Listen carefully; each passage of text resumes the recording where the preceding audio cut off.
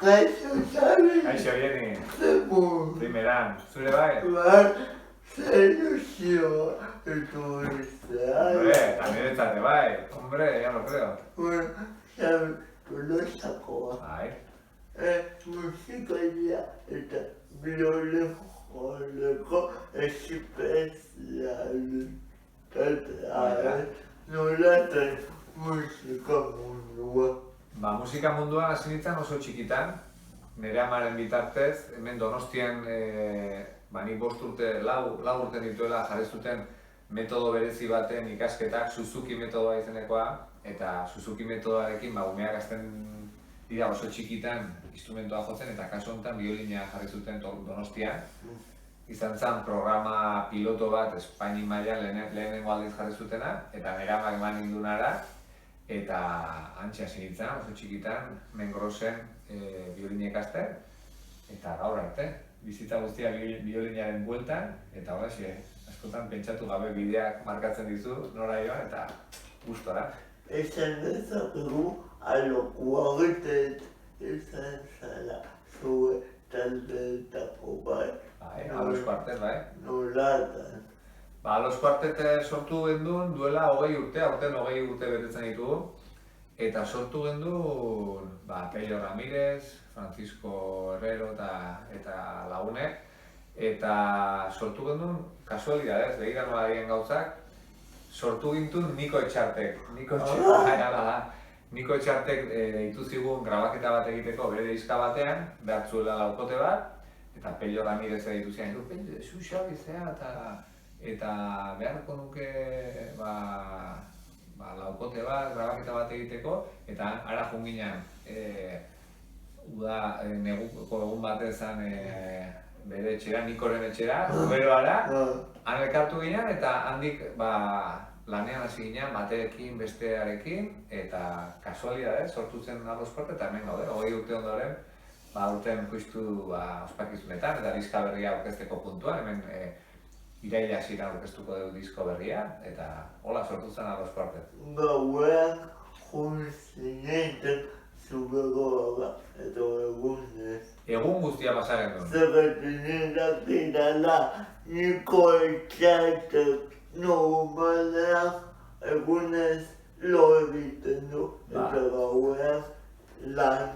Izan zen, kuriosoa izan zen, ze gainaz eguna gogoratzen naiz perfecto, nik oso memoria txarra duka, baina hortaz gogoratzen naiz, izan zen kalderero egun batez, inotegia aurretik, eta egun guztia pasa gendun, hantxe doinu bat grabatzeko.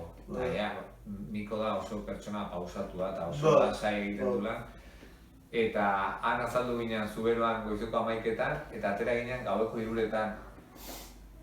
Oso esperientzi ederra izan zen eta gogoan dut bai. Niko, Pello eta taldekoak nik uste nobezuko dute blog musu bat beniko. Hombre, noski baiet. Haupa! Denontzat. Benito Lezone, nolatan Benito Lezone. Benitorekin hasi nintzen duela 3 urte. Nik 20 urte inguru ibili naiz Oskorriko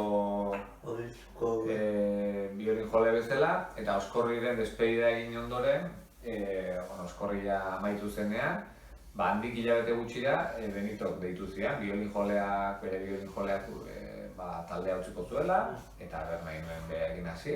Eta baitut lagun handia, Pello, bera, Anaia pianoan, eta Angel Urzu, eta aspaldiko lagunak. Eta noski, netzat izan da suerte handi bat, berarekin martxan hastea, eta asko ikasten ari naiz, eta asko disfrutatzen, Eta Oskorrik zenun? Oskorri, izan da nire bizitza.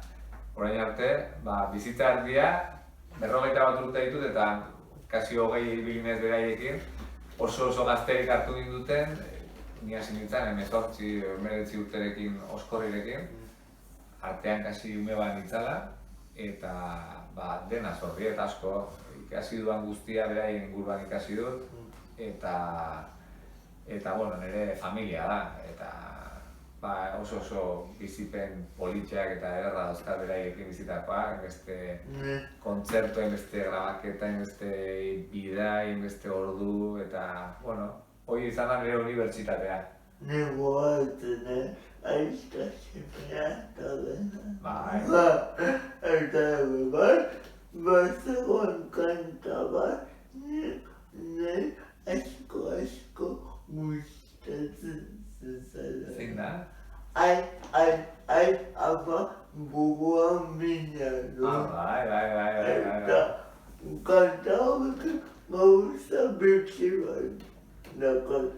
Euskal Herrian izan da talde ezagun bat, oso ezaguna.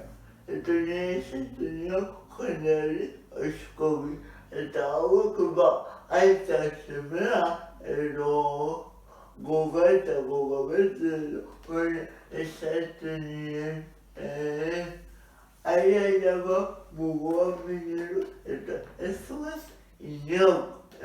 Bueno, batzutan kantu batzuk ezagunagoak edo gehiago iristen dira, eta beste batzuk nik ere gustatzen zaizkidan kantu asko agian ez dira ezagunenak, eta bakoitza dauzkagu bere kantu maiteak, ez? Eta gaur nun zaude, edo... Esatezu musikalki, gaur egun 11 saltxatan, hola, izango gonduke fijo edo, kontinuoki, Benitorekin, eta Aldos Kuartetekin. Ordu ikusiko gara azagoaren amasegian orio. Hori da, bai. Jumona. Antxe ikusiko gara, bai. Benitorekin, Aldos Kuartetekin, noizean behin baita kontzertu handienetan Izarrorekin, Izarro abeslariarekin. Izarro. Bai, eta, gure anai arrebak eta daukagun orkestarekin egin noizean behin jotzen dut, Etinka Arnatusekin. Eta gero, lan asko egiten dut, beste taldeekin eta grabaketak egiten, etxean badut estudio txiki bat, eta biolineak. Gero bakizu ni nola jotzen duten instrumentu berezi bat, Mikel Arpa izena duena.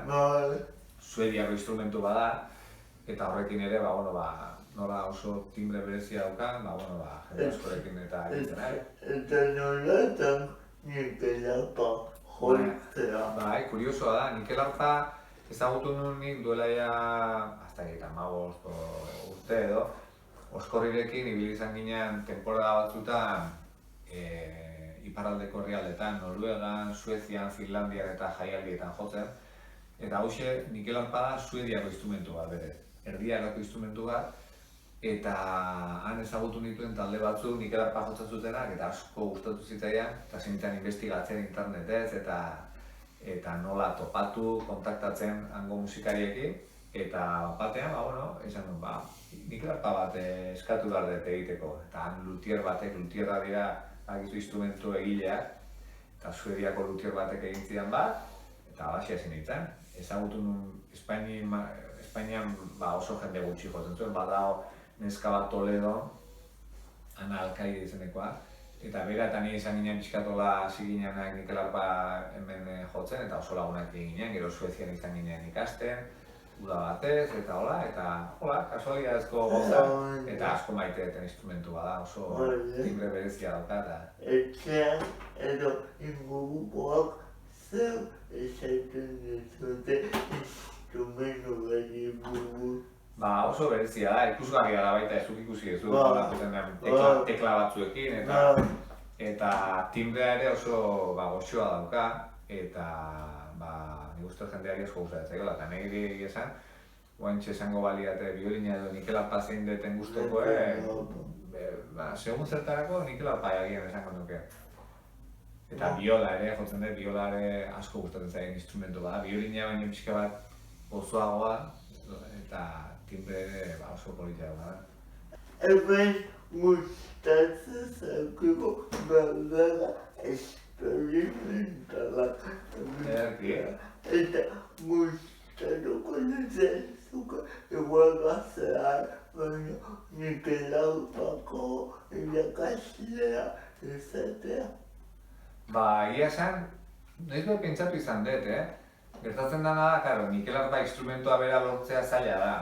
Orduan, batzutan planteatu izan dut, agian, eskolaren bat duk eman, Mikel Arpa ikasi nahiko luken jendeari, baina hor arazoa da instrumentua bera lortzeko, lortu beharko genituzke Suediatik edo hantxe bertan egiten dituzte, eta ez dira instrumentu merkeak. Nik bai egiten dutena da, irakasle naiz biolina eta biolako irakasle Aguraingo musika eskola, duela ja 14 urte edo. Urte zera. Tolosatik ez da oso urte, eta hantxe dauzkar ikasle desente, biolinea, biola, orkesta bat ere daukar ikasleena, folk talde bat ere bai, eta hantxe asko kostatzen dut ikasleekin, asko ikasten dut. Eta zemozkoan zehande dago irakasle ezatea edo zuk musika joitzea. Zailago esaten ez du? Ez, zehalde dago. Zehalde dago. Zehalde dago, da musikaren esparru ezberdinak, baina, badaude elkartuta biak ere. Ez dakit. Zehalde, nik uste, erakusten ere asko ikasten dela, nik hori ikusi dut. Beste ikuspuntu batetik hartzen duzu instrumentua, eta arazoak eta falloak esango nuke topatzen laguntzen dizu, eta horrek ere zuri laguntzen dizu hobetzen musikari bezala. Eta asko gustatzen zait, asko gozatzen dut jendearekin, ikasleekin hartu eman hortan, eta oso politxa da. Xabier Zoraio, mila esker etortzea